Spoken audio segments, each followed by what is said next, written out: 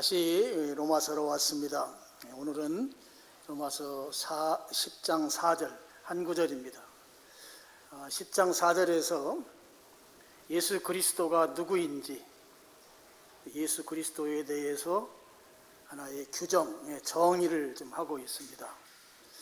영어 성경을 보면 좀 더 분명하게 이 예수님이 누구인지를 알 수 있는데요. 예수 그리스도는 누구냐? 바로 율법의 마침이다. 그래서 예수님이 율법의 마침이라고 하는 그런 규정을 10장 4절에서 하고 있습니다. 그럼 율법의 마침이 되시는 예수님께서 왜 마침이 되셨는가? 율법의 목적, 마침이 되신 목적은 우리 성경에 나온 그대로입니다. 4절 보면 모든 믿는 자에게 의를 이루기 위해서다 하는 것이죠. 우리가 성경을 읽다 보면 의를 이룬다 또는 의를 세운다는 표현과 또 구원받는다, 구원 얻는다 이런 표현들이 자주 등장하는데요. 이 두 말은 같은 말입니다.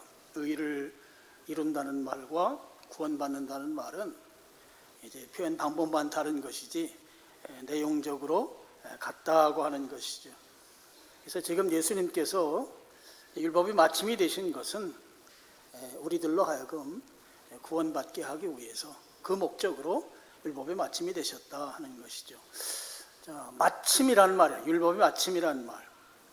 이 말은 이제 크게 두 가지 의미가 있어요. 한 가지는 예수님께서 율법을 완성하셨다는 그런 의미입니다. 자, 마태복음 5장 17절 말씀입니다. 우리 스크린 보고 같이 한번 읽겠습니다. 내가 율법이나 선지자를 폐하려 온 줄로 생각하지 말라. 폐하려 온 것이 아니요 완전하게 하려 함이라. 이 말씀에서 보면 예수님께서 우리 인간 세계에 오신 이유가 율법을 완전하게 하기 위해서 오셨다 이렇게 말씀하고 있습니다. 자, 이 말이 무슨 의미인가 하면 이런 뜻입니다. 자, 하나님께서 우리에게 율법을 주셨어요. 율법을 주셨는데 이 율법이 하는 일이 있습니다. 율법이 하는 일은, 율법은 죄가 무엇인지를 우리에게 가르쳐 줍니다. 야, 이게 죄야 하는 거예요. 죄에 대해서 규정하는 것을 율법이 합니다. 그리고 동시에 또 한 가지 일을 하는데, 그럼 그 죄의 결과가 무엇인지도 우리에게 가르쳐 줍니다. 율법이 하는 일은 죄와 관련된 일을 하는데, 죄가 무엇인지 그리고 죄의 결과가 어떠한 것인지를 율법이 우리들에게 가르쳐 줍니다. 그럼 거기까지만 이제 율법의 역할을 하죠. 근데 실제적으로 우리에게 필요한 건 무엇인가 하면, 우리가 죄를 짓는단 말이에요. 그러면 이 죄를 해결하는 방법도 율법이 제시해 주면 좋겠는데, 죄를 해결하는 방법까지는 율법이 우리에게 제시해 주지 못하고 있는 것이에요. 그러다 보니까 지금 율법은 우리에게 죄가 무엇인지, 죄의 결과로 오는 것이 사망이고 지옥입니다. 그 사실을 알려줘서 그걸 우리가 배우고 알게 되지만, 그것을 해결하지 못한다고 하는 것이 율법이 갖는 한계점이라는 것입니다. 그럼 이 한계에 대해서 이걸 클리어하게, 완벽하게, 완전하게 해결해 주신 분이 계신데 바로 예수 그리스도이시다 하는 것이죠. 예수님께서 십자가를 통해서 그 문제, 율법이 죄를 해결해 주시는 그 해결해 주지 못하는 한계를 예수님께서 십자가를 통해서 해결해 주셨다고 하는 것, 그런 차원에서 이 예수님이 율법의 마침이 됐다고 하는 첫 번째 의미로서의 그 완성의 의미가 있다 하는 거죠. 그래서 이 마침은 예수님이 율법을 완성하셨다, 그런 의미가 있다 하는 거예요. 두 번째, 또 다른 한 가지 의미는 이 예수님이 율법의 마침이 됐다고 하는 것은 새로운 출발, 또 새로운 시작을 의미합니다. 히브리서 10장 9절 말씀입니다. 여기도 우리 같이 한번 읽겠습니다.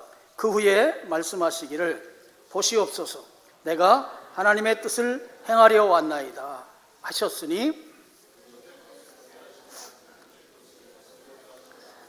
첫째 것을 폐하심은 둘째 것을 세우려 하십니다.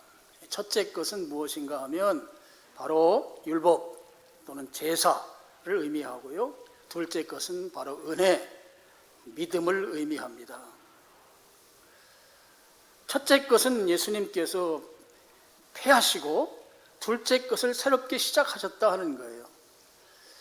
갈라디아서 2장에 보면 2장 16절 하반절에 보면 율법의 행위로는 의롭다함을 얻을 육체가 없다고 이미 도장을 찍어놨어요.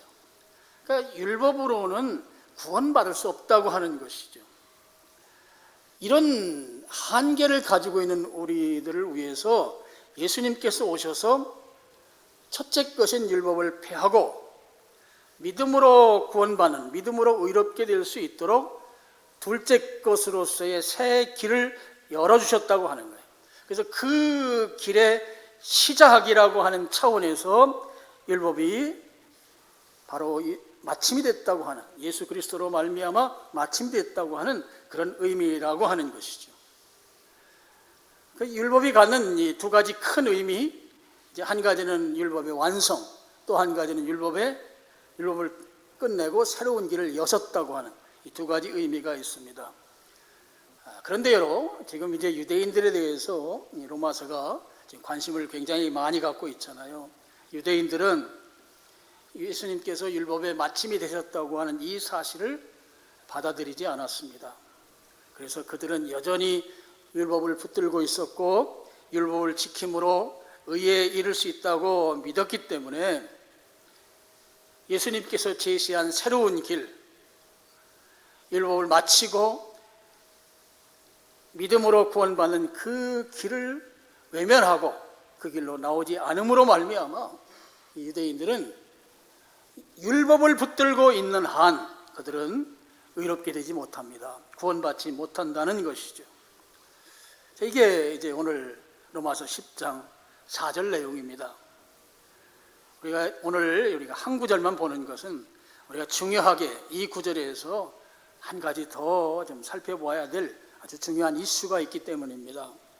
자, 어떤 이슈인가 하면 예수님께서 율법의 마침이 되셨다고 하면 이제 그리스도인들에게는 율법이 필요 없는 것인가 하는 이 질문, 또 다르게 질문을 한다고 하면 여전히 우리가 율법을 지켜야 하는 것인가 라고 하는 이 질문을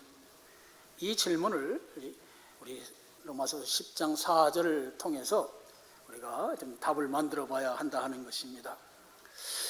자, 여기에 답을 만들기 위해서 우리가 먼저 성경에 나오는 율법을 내용적으로 좀 분류해 보는 것이 중요합니다. 보통 이제 신학교에서 공부할 때 율법을 세 가지로 나눠요. 그걸 좀 잠깐 소개하겠습니다.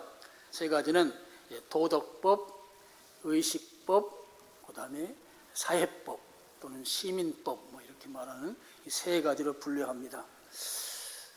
근데 저는 이 도덕법이라는 의미보다 더 우리가 이해하기 쉬운 차원에서 자연법이라고 제가 그렇게 도덕법 대신에 이제 써놨고, 이제 영어로는 제가 도덕법이라는 말을 가로쳐 놓고 써놨습니다. 도덕법이 뭐냐 하면, 하나님 계시죠.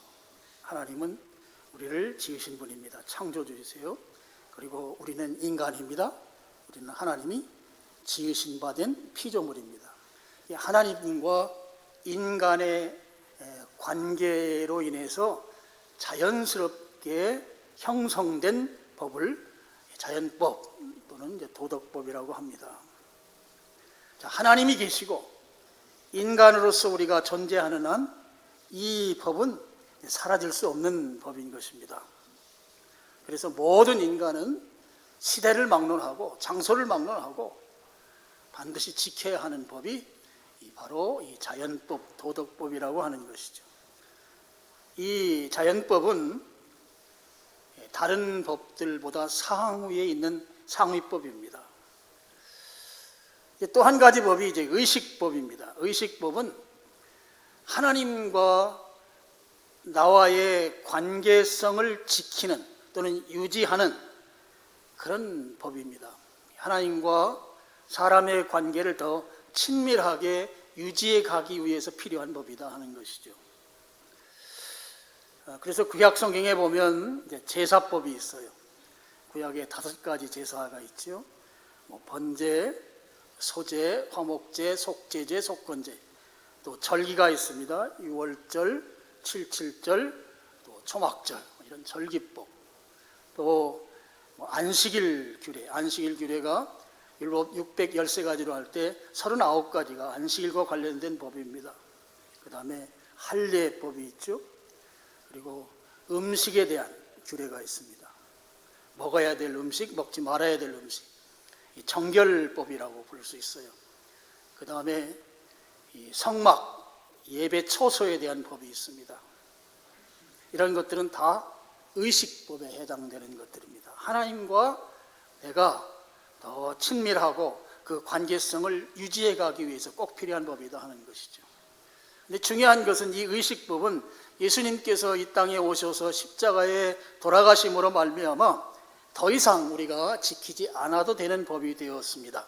자, 히브리서 그 다음 걸 한번 슬라이드로 옮겨 주시죠. 히브리서 10장 14절과 18절에 보면 그가 예수님께서 거룩하게 된 자들, 구원받은 자들을 위해서 한 번의 제사로 영원히 온전하게 하셨다. 더 이상 이제 다른 제사 필요 없다는 것이에요.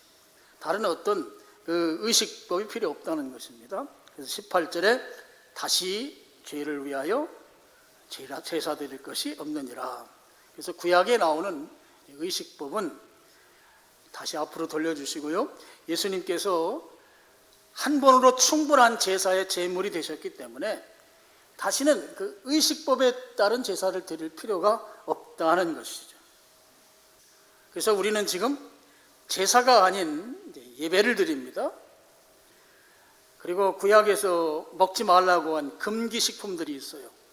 근데 우리는 구약에서 말하는 금기식품들 가운데 정말 대중화되고 맛있게 먹는 게 있어요. 뭐가 있을까요? 돼지고기 중에 삼겹살이 있습니다. 지금도 이스라엘 사람들이나 이슬람 교도들은 돼지고기 안 먹어요. 우리는 막 수입해서까지 먹어요. 부활주일날 우리 3040 선교회에서 돼지고기를 여러분들 드시게 할 겁니다. 예수님께서 패하셨기 때문에 우리는 그것을 아주 맛있게, 그것도 쌈 싸서 아주 맛있게 드실 수가 있어요. 먹어도 아무 거리낌이 없어요. 이미 거기에 대해서는 예수님이 다 정리해 놓으셨기 때문입니다. 삼겹살만 그런가요? 미꾸라지탕을 뭐라고 부르죠? 추어탕이라고 불러요. 추어탕도 성경시대 사람들로 따지면 절대 먹으면 안 돼요. 금기식품입니다. 근데 여러분, 그 남원 식당이라고 들어보셨어요? 하남에 있는데. 하남에 있다고요. 생소하게 저를 쳐다보시는데 맛집을 찾아가서 여러분이 추어탕을 맛있게 드십니다. 그것만 있나요? 하나만 더 예를 들면 장어구이라는 것도 있어요. 장어,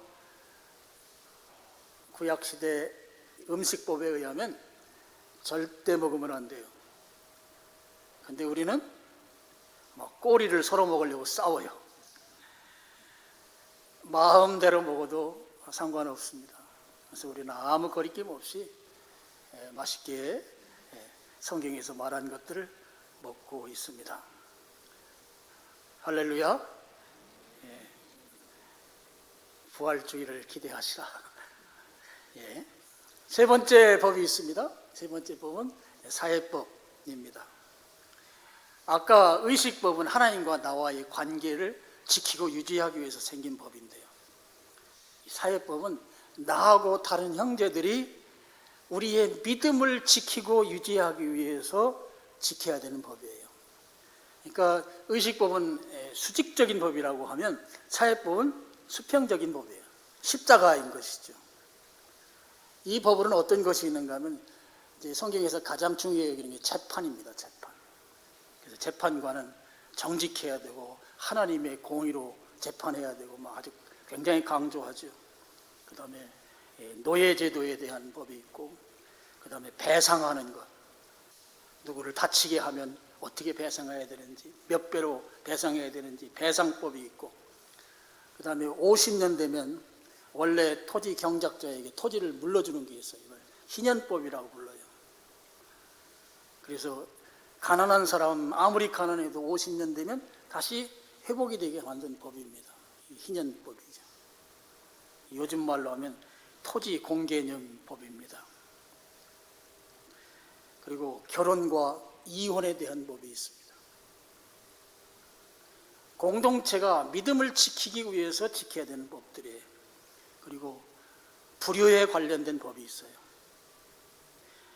신앙이 계승돼야 하는데 이 계승을 막는 것이 불효거든요. 그래서 이 불효와 관련돼서 불효하면 죽이라고 되어 있습니다. 아주 성경이 아주 엄혹하게 우리에게 이 법을 이야기하고 있죠. 그래서 이스라엘 민족은 이 사회법을 위반하게 되면 그 위반한 자를 처형할 때 한 사람이 처형하지 않아요. 그 공동체가 같이 처벌을 해요. 그래서 어느 한 마을에서 그가 이 사회법을 어겼습니다. 어기면 그 마을 사람들이 다 나와요. 다 나와서 손에 뭘 들고 나오는 거면 돌멩이를 들고 나와요. 그래서 사람들이 돌을 던져서 그를 죽게 만들어요. 공동체가 함께 처벌하는 거예요. 왜요? 우리 공동체를 믿음의 공동체로 지키기 위한 목적에서 그렇게 하는 것입니다. 성경에 나오는 이 사회법은 사실 이제 고대 이스라엘 민족에게 해당되는 법이기 때문에 오늘 우리가 문자 그대로 적용해서 지키는 그런 법은 아닙니다. 그러니까 성경에 나오는 그대로 우리가 오늘 지키지는 않는다고 하는 것이죠. 그렇지만 이 사회법이 갖는 이제 취지 있죠. 취지. 근본적인 목적. 우리의 신앙을 지키기 위한 목적으로 이 사회법이 제정됐기 때문에 그 취지는 오늘날 우리가 염두에 두고 그 취지대로 살아가야 한다 하는 것은 우리가 꼭 기억해야 되는 것이 사회법입니다. 자, 여러분, 예수님께서 율법의 마침이 되셨다.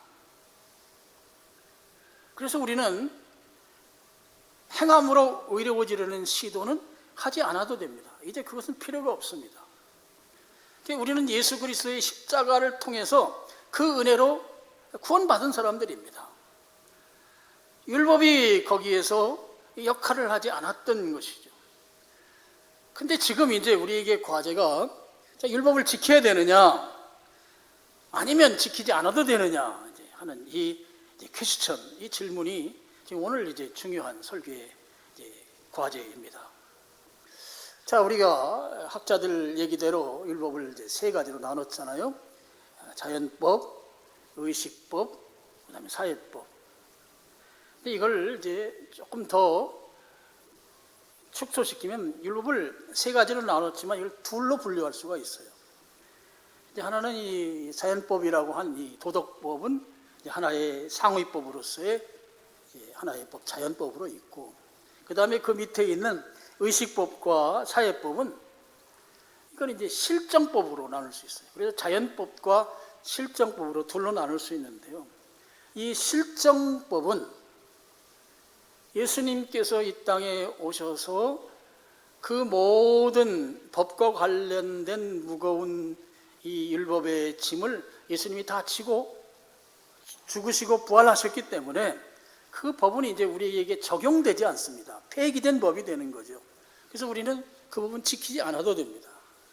그런데 남아있는 게 이제 자연법이잖아요. 자연법은 창조주 하나님과 피조물인 인간 관계성 속에서 자연스럽게 생긴 법이에요. 그래서 이 법은 피조물인 우리가 반드시 지켜야 되는 법이다 하는 것이죠. 그럼 이 자연법에 대해서는 우리가 지켜야 된다.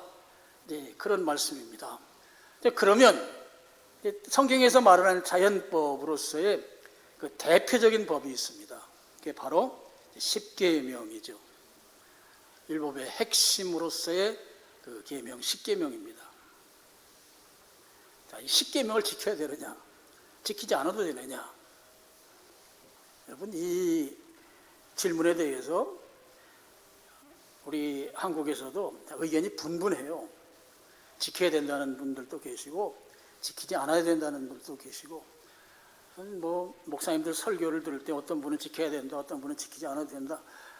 그래서 참 우리 신앙생활하기가 어려운 이 주제 가운데 하나가 십계명에 대한 부분입니다. 십계명은 이제 구약에 나오는 자연법이란 말이에요. 자, 그러면 여러분 십계명을 아시죠? 찬송가 뒤, 성경 뒤에 다 정리되어 있습니다. 십계명의 핵심이 뭔가 하면, 십계명은 10가지 계명으로 되어 있지만 하나님만 예배하라라고 하는 이 한마디로 십계명을 정의할 수 있습니다. 그러니까 자연법은 어떤 법인가 하면 하나님이 계시고 창조주로서의 하나님, 그다음에 피조물로서 인간, 그럼 인간이 이 창조주 하나님과 피조물 된 인간의 관계성 속에서 자연스럽게 생긴 법으로서 인간이 지켜야 될 법이 뭔가 하면 하나님께만 예배하는 이 예배법이 자연법의 핵심 중에 핵심입니다. 그런데 십계명이 하나님께만 예배하라고 되어 있는 건 아니잖아요. 십계명의 제1계명이 모든 십계명을 통할한 주제계명이에요. 나 외에 다른 신을 섬기지 말아라. 바꿔 말하면 하나님만 예배하라.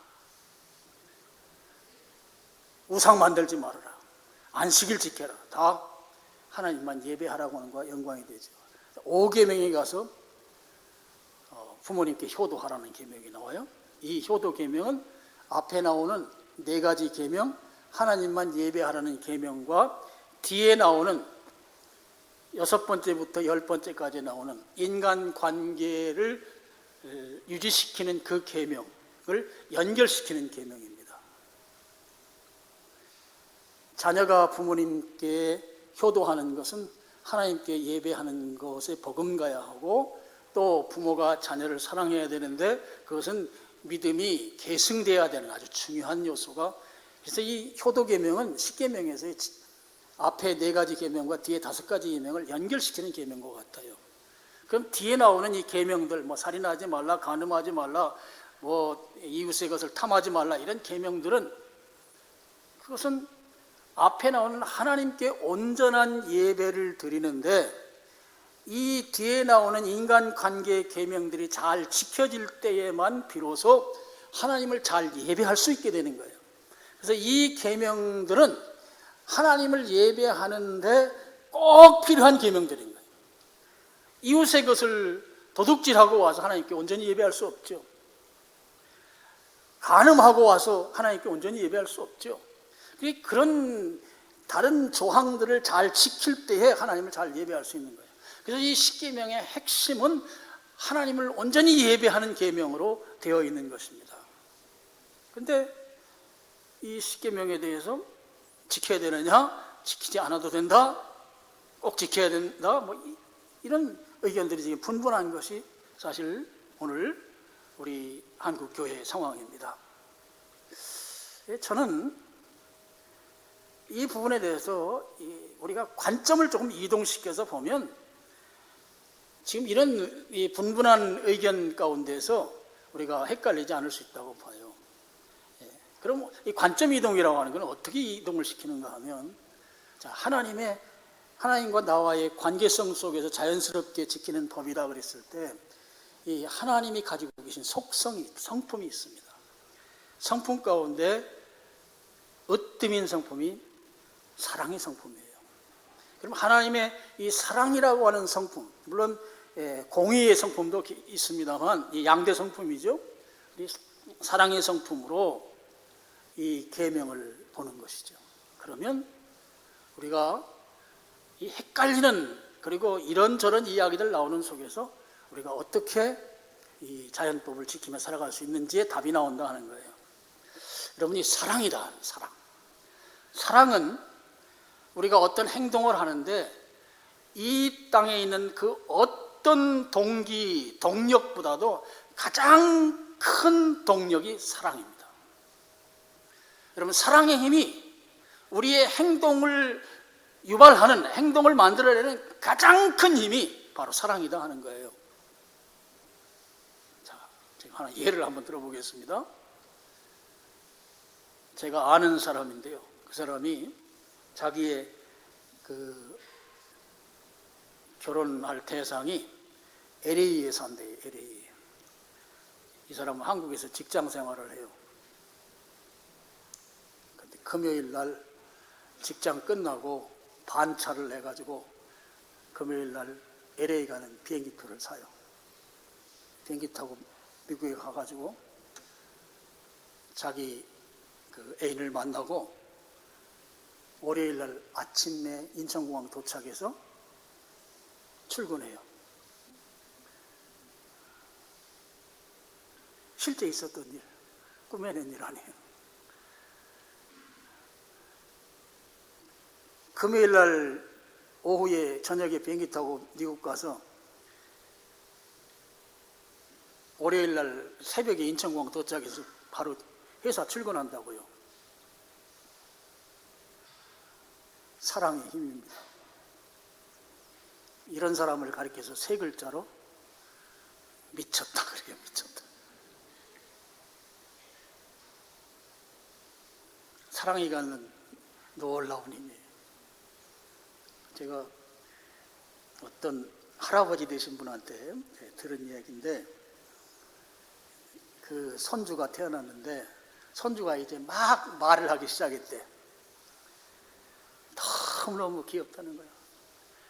그냥 할아버지가 이제 출근했다가 저녁에 퇴근해서 오면 뭐 이렇게 달려와가지고 할아버지 뭐 사랑해요 뭐 이러면서 껴안고 그러면 그렇게 좋을 수가 없다는 거예요. 근데 하루는 이 손주가 할아버지 저 아이스크림 먹고 싶어요 그랬대요. 근데 이제 겨울인데 날은 춥고 겨울에 무슨 아이스크림이냐, 저 같으면 그랬을 것 같은데 막 회사 갔다 와서 피곤하고 배도 고프고 좀 쉬고 싶은데 이 할아버지가 다시 손주가 아이스크림 먹고 싶다고 하니까 다시 옷을 껴입고 밖으로 나왔어요. 집 앞에 슈퍼마켓이 있어요. 근데 할아버지가 그 슈퍼마켓에 가서 아이스크림을 사다 주면 되잖아. 근데 우리 손주에게 그걸 먹일 수가 없다는 거예요. 그래서 한참을 걸어가지고, 여러분 그 아이스크림 가게 중에 31라고 아세요? 31?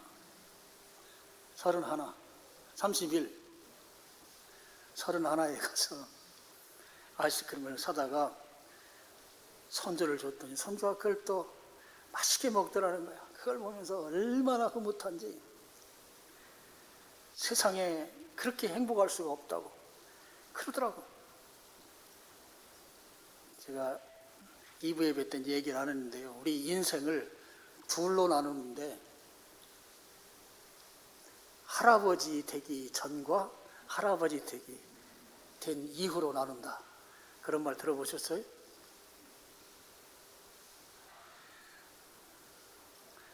할아버지가 되면 완전히 뉴 월드, 새로운 세상.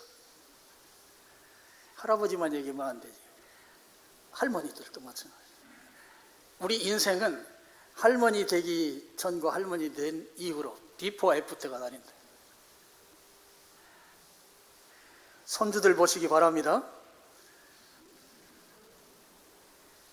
손주가 이미 있다고요? 있으신 분들은 제 말에 동의하시죠? 한 사람도 아멘 안 하시는데 두 번 묻지는 않겠습니다. 그만큼 사랑은 큰 힘이 있다는 거예요. 큰 힘이. 여러분, 성경에 하나님은 사랑이시다 그랬잖아요. 이게 그냥 간단한 말이 아닌 거예요. 그래서 이 사랑이라는 말을 행동명사라고 불러요. 학자가 지은 유명한 말입니다. 행동명사. 이 사랑은 가만히 있을 수가 없어. 행동해야 돼요. 그래서 하나님께서는 그 행동하시는데 하나님이 가장 사랑하는 독생자 아들 예수 그리스도를 우리를 너무너무 사랑하셔서 그 독생자를 기꺼이 죽음에 내놓으신 분이시에요. 이게 하나님이 우리에게 보여준 큰 사랑입니다. 로마서 5장 8절입니다. 우리 스크린 보시고 같이 빨리 읽겠습니다. 시작.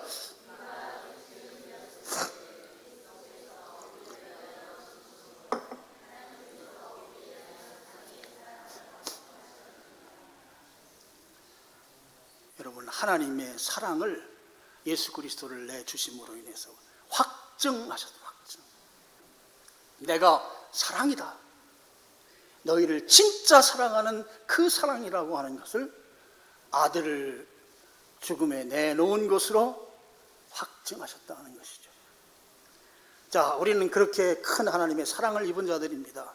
그럼 사랑을 입은 자들은 그 사랑에 반응하게 되어 있어요. 반드시 반응하게 되어 있습니다. 사랑은 반응하도록 되어 있는 거예요. 그래서 여기에 하나님이 우리를 사랑하시기 때문에 그 사랑에 반응하는 차원에서 지키는 법이 자연법이에요. 그래서 성경 요한 1서 5장 3절은 하나님을 사랑하는 것에 대해서 이렇게 말합니다. 같이 또 여기도 읽겠습니다. 하나님을 사랑하는 것은 이것이요,